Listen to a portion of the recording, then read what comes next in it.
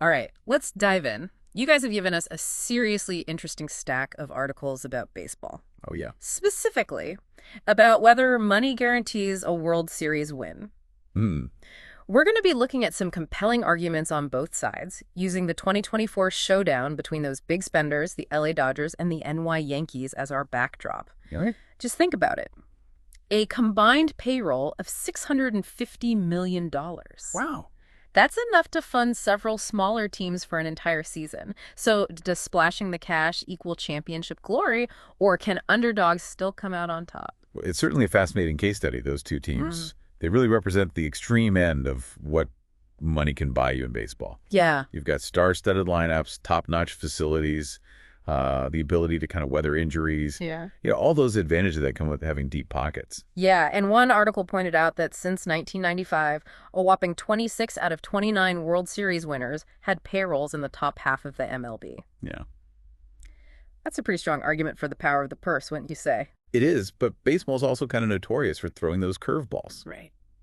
Just look at the Dodgers themselves. Yeah. They've poured money into their roster, including, reportedly, over $1 billion for just Ohtani and Yamamoto. Wow. But a guaranteed championship has remained elusive. It's true. And, those big money signings don't always translate to on-field chemistry and success. No, they don't. It's almost like there's this counter-narrative in baseball, a sort of David versus Goliath story that keeps repeating itself. Absolutely. And the articles offer some really fantastic examples. Yeah. Like the Tampa Bay Rays. Okay. They've consistently defied expectations, despite having one of the lowest payrolls in the league. Uh-huh. They've made the playoffs 8 times in the last 14 years, Wow. even reaching the World Series in 2020. Yeah, and what's really remarkable about the Rays is they've achieved this through a combination of savvy drafting, Yeah. a top-tier farm system that consistently churns out talent, and a focus on analytics to kind of exploit those market inefficiencies. Oh, absolutely. It's like they've cracked the code for competing with the big boys on a budget. They really have. And they haven't been alone, right? No, not at all. The Oakland A's, during their Moneyball era, challenged conventional wisdom by using data-driven strategies to identify undervalued players and build a competitive team, again, without breaking the bank. Yeah, And that Moneyball approach was revolutionary. it really was. They looked beyond traditional scouting metrics and used statistical analysis to find players who were overlooked by other teams. Yeah. It's a prime example of how ingenuity and a willingness to think outside the box can level the playing field. It really is. Billy Beane, the A's general manager at the time, Right. he focused on on-base percentage and slugging percentage, realizing that those were better predictors of offensive success than batting average, which was the traditional metric at the time. Right. By targeting players with high on-base percentages, even if they didn't have flashy batting averages, the A's were able to assemble a really potent offense on a shoestring budget. And they achieved some remarkable results. Oh, yeah. Reaching the playoffs 11 times in a 20-year span. Absolutely. That's a testament to the power of data-driven decision-making in a sport that was traditionally resistant to such approaches. Yeah, and it really forced other teams to reevaluate their own scouting and player evaluation methods. So in a way, the A's Moneyball legacy extends far beyond Oakland, I would say so. as teams across the league started to incorporate analytics into their operations. Yeah. So it's like these underdog teams are the innovators. Yeah. They're forcing the rest of the league to adapt and evolve. Forcing them to kind of up their game, right? Right. But it's not just about crunching numbers, right? These teams also had to have the talent and the right strategies to make it all work. Absolutely. Take the 2015 Kansas City Royals, for example. Okay. They weren't known for their big bats, Right. but they had an exceptional defense, a lightning-fast running game, and perhaps most importantly, a dominant bullpen that could shut down opponents late in games. Yeah, that Royals team was a masterclass in building a team around specific strengths. It really was. And their manager, Ned Yost, expertly deployed his relievers, creating a sense of inevitability whenever they had a lead in the late innings. Yeah. It became their signature, their way of winning. Yeah, they were a perfect example of a team that understood its identity. Yeah? They played to their strengths. Right. They didn't try to outslug their opponents. They found a different path to victory, and it worked. And it worked. They stormed through the playoffs, defying expectations all the way to a World Series title. It's like they found that perfect blend of talent, strategy, and execution, which in some ways is even more impressive than simply buying your way to the top. It is. And speaking of improbable victories, Oh, yeah. how about those 2003 Florida Marlins? Oh, yeah. They were ranked 25th in payroll, but somehow managed to take down the mighty New York Yankees, a team known for its lavish spending. The 2003 Marlins are the embodiment of baseball's unpredictable nature. You think so? I do. What was it about them? They had a young, talented team, but their victory was about more than just talent. And they played with this infectious energy and a fearlessness that seemed to unnerve their more experienced opponents. So they weren't intimidated by the Yankees' pedigree or their star-studded lineup. Not at all. It sounds like they played loose, aggressive, capitalized on every opportunity. Yes. It was a reminder that sometimes heart and determination can trump even the most formidable obstacles. And their manager, Jack McKeon, deserves a lot of credit, too. What did he do? He was a veteran skipper who came out of retirement to lead the Marlins. Oh. And he really instilled this belief in his players that they could achieve anything. It's incredible to think that a team that was essentially an afterthought at the start of the season could go on to achieve such a remarkable feat. It really is. It speaks to the inherent parity that exists in baseball, the idea that on any given day, any team can beat any other team. You really never know what's going to happen. You know what's really interesting about these underdog victories? What's that? Is the ripple effect they have on the entire league. Like a rising tide lifts all boats. Exactly. These teams, with their innovative strategies and their willingness to kind of challenge the status quo, they force everyone to rethink what's possible in baseball. We saw that with the Moneyball phenomenon, right? Yeah. Where the A's success with data analytics really changed the way many teams approach scouting and player evaluation. Suddenly, it wasn't just about those traditional metrics anymore. No, teams started realizing that there were hidden gems to be found. Yeah. Players who might not have the flashiest stats, Right. but could contribute in really significant ways. Yeah. And that led to a more nuanced and sophisticated approach to talent evaluation across the league. So what about teams like the Rays and the Royals? Did their success have a similar impact? Absolutely. They demonstrated that you don't need a massive payroll to build a winner. Their focus on developing young talent, creating a strong team culture, and playing smart, fundamentally sound baseball has become a model for other small market teams. So it's like they're proving that there are multiple paths to success in baseball. Yeah. That it's not just about who can spend the most money. And that's a healthy thing for the sport.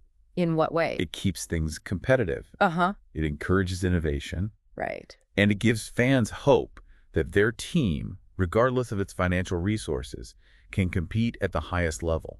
I think that's one of the things that makes baseball so compelling. What is it? There's always that sense of possibility, that feeling that anything can happen on any given day. Yeah. And these underdog stories, they just reinforce that belief. It's why we love those moments when a team defies the odds and achieves the seemingly impossible.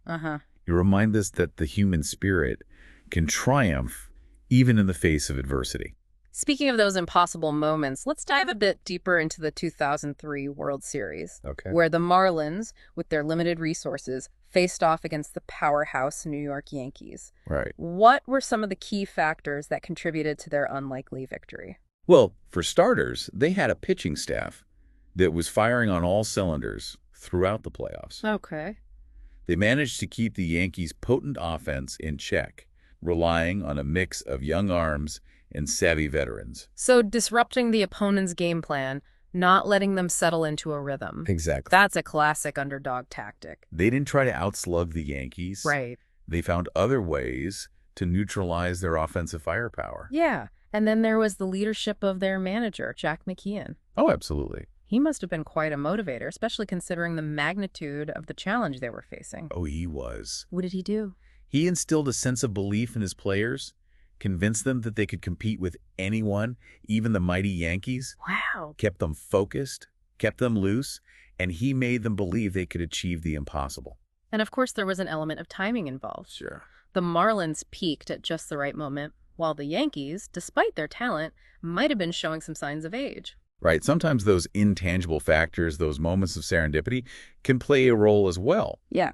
But ultimately, the Marlins' victory was a testament to their talent, their resilience, and their unwavering belief in themselves. It's a story that reminds us that even in a sport where money can often dictate outcomes, There's still room for the underdog to triumph.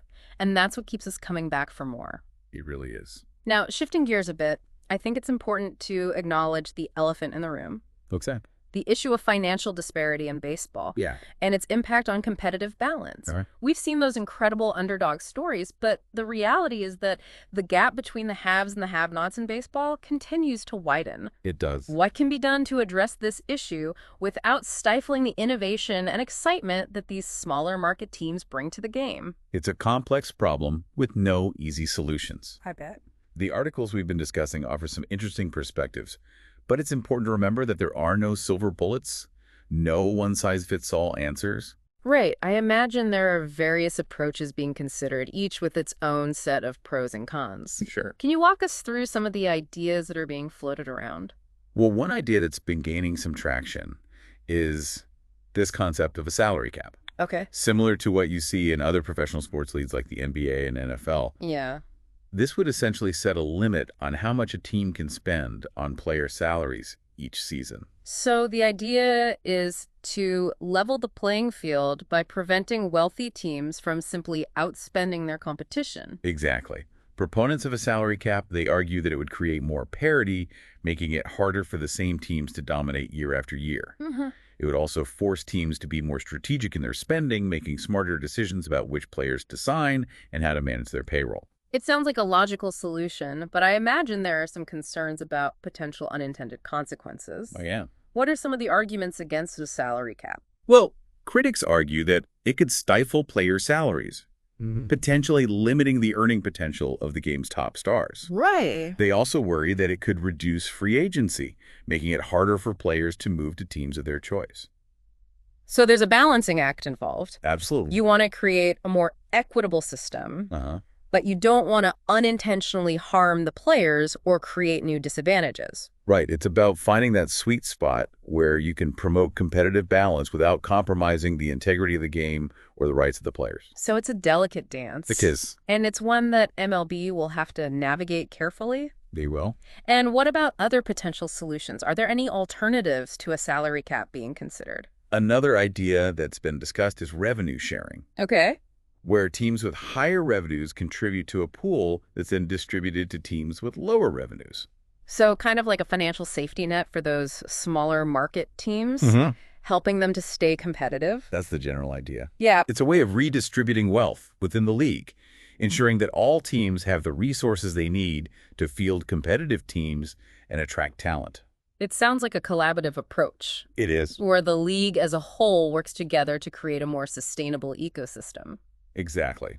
But of course, there are various models for revenue sharing, Right. each with its own set of complexities and potential drawbacks. I imagine it can get pretty complicated trying to figure out the fairest and most effective way to distribute those funds. It definitely does. And that's why these discussions often involve complex economic modeling, legal considerations, and of course, negotiations between team owners and the players' union. It's a reminder that baseball isn't just a game played on the field. It's not. It's also a business with a lot of moving parts and competing interests. Absolutely. Yeah.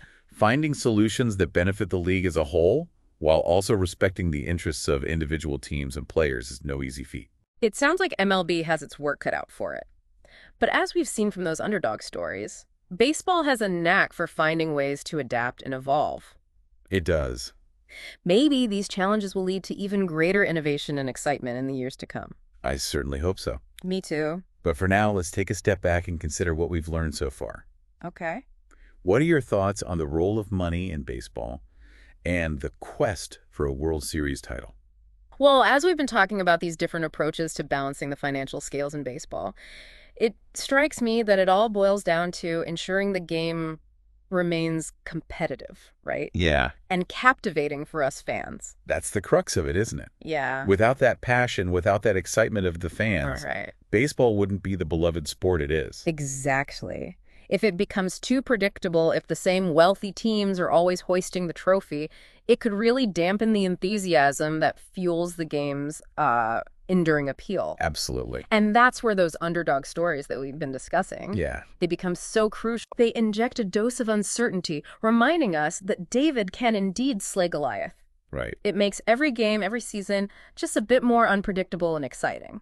It really does. And you know, these underdog victories, Yeah. they aren't just entertaining. They serve as a powerful reminder that even when the odds are stacked against you, hard work, innovation, and a bit of luck can lead to extraordinary outcomes. They really do. It's a message that resonates far beyond the baseball diamond, It does. inspiring us to chase our own dreams no matter how daunting the challenge may seem. Absolutely. And as we wrap up our deep dive into these articles, I want to touch on a point they raise that goes beyond just the financial aspect. Okay, intrigued. What other factors contribute to success in baseball aside from those deep pockets? Well, one often overlooked element is team chemistry. Yeah. You can assemble a roster full of talented individuals. Yeah.